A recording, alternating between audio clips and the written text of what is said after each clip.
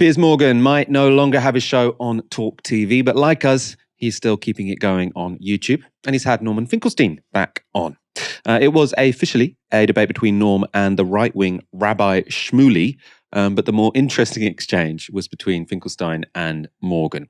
Piers Morgan asked Norm whether he believed Hamas should be out of power in Gaza. This is how Norman responded. Piers, there's a difference between whether or not Hamas stays in power and whether Hamas should be in power. So let me get into the stays in power is a military question. Should be in power, well, let's look at it.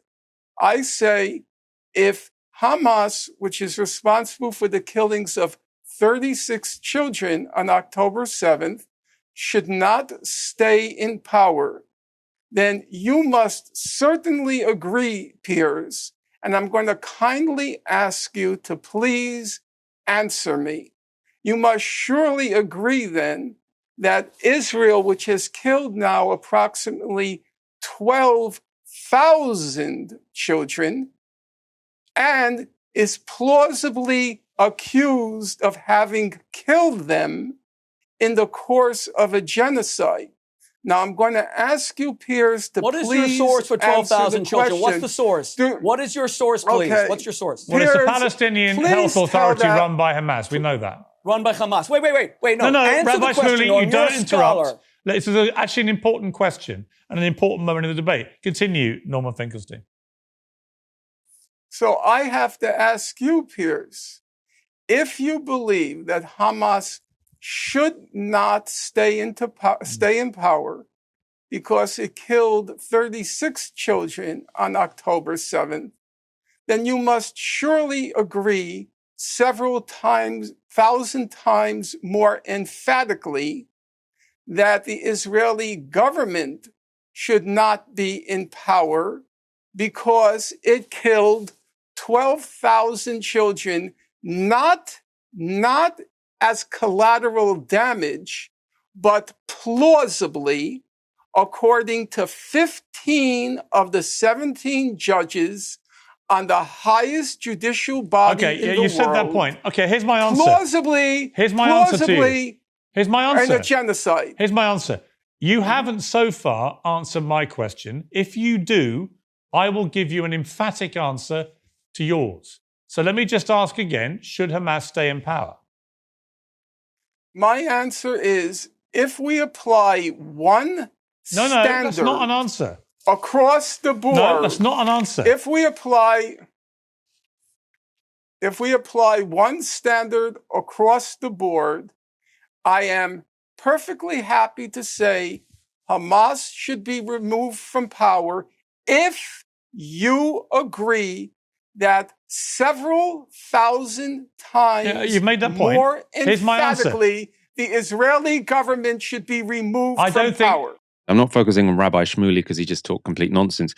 Norman Finkelstein, though, they're very interesting. Because people always, this is always getting put forward. Do you think Hamas should be out of power?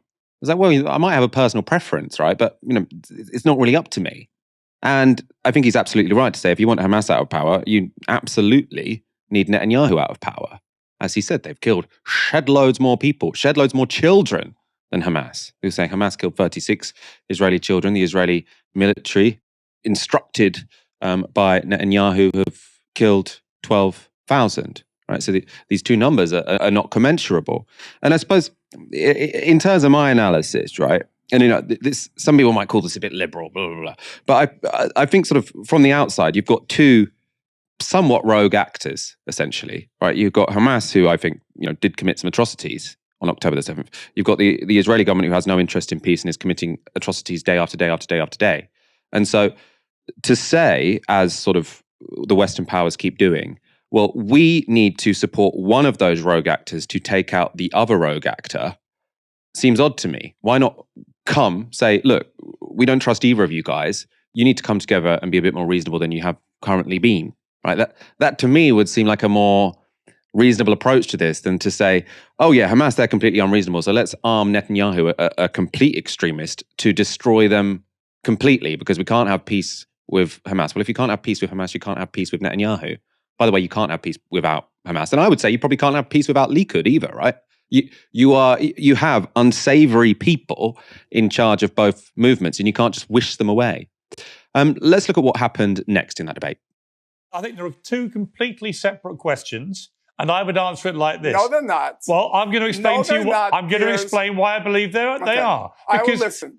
Because Israel's response was a response to an appalling terror attack. I believed after October the 7th, Hamas rescinded any right to continue having any power over Gaza and should be removed. The only debate would then be, how would that best be done?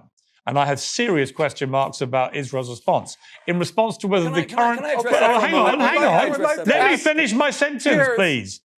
And in response to your question, Norman Finkelstein, about Israel's government, no, I do not believe they should continue, actually. I think this government has lost the faith of its people. I think Netanyahu in particular has lost all confidence and popularity with the Israeli people, who blame him for what happened on October the 7th.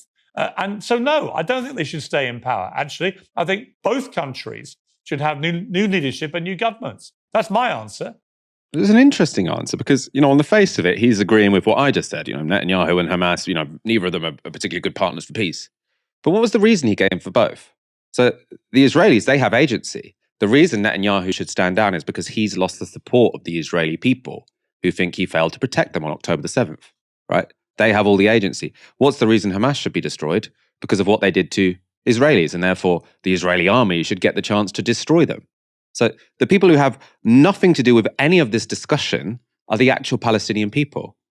The only people who Piers Morgan sees as having any agency in this situation. Yes, he can agree that he doesn't think all Israelis are perfect, but they're a democracy. Netanyahu should be able to do what he wants unless he loses the support of the Israeli people. I thought the distinction there was really interesting. Helena, what did you make of that debate? I think that the big problem I have is we keep kind of labouring under this false premise that military action, if continued, would eventually result in the removal of Hamas, which it won't. This has been admitted, essentially, and maybe behind closed doors, this is what it's been reported on in the Israeli press, essentially, as well, is that the military aim of removing Hamas is essentially a non-starter. Shin Bet admit this, at least in private. There's been rumours in the Foreign Office in Israel that they don't think that they have the ability, on even long term, to use their military capacity to essentially get Hamas out of power.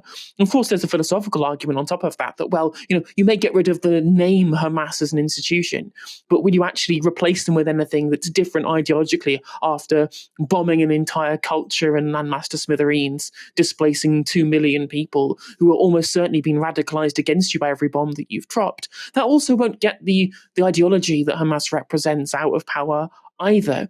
Now, Osama Hamdan from the Hamas Politburo has been on record as saying that he doesn't want there to be any foreign involvement in the fate of what happens after the war potentially finishes, even if it does, at least in the short to medium term. And that decision can only be made by the Palestinian people. And I think that is at least somewhat true. I think that it has to be in the hands of Palestine to be able to decide their own future. And when, as we've seen from the electoral polling, both in Gaza and in the West Bank as well, Hamas increased their support by almost 20 points, even in the West Bank, in terms of how the Palestinian people view their own leadership. So first of all, this idea that we can just get rid of Hamas if we continue the war, that's not happening. Either themselves or somebody like them will therefore continue. And therefore, given that Hamas also admitted essentially that they knew that engaging what they did, the atrocities they committed on October the 7th, essentially means that they can no longer have unilateral power in Gaza. The only future that we can have, really and truly, as far as I'm concerned, in terms of who indeed governs the Palestinian territories moving forward, is full multi-party elections, including East Jerusalem, and we have a proper bringing together of the whole Palestinian people to be able to decide what they want to do for themselves, rather than using essentially the military might of Israel in league with its Western accomplices like the United States to be able to decide the Palestinian people's fate for them at the threat of ethnic cleansing, because that's what they've got at the moment.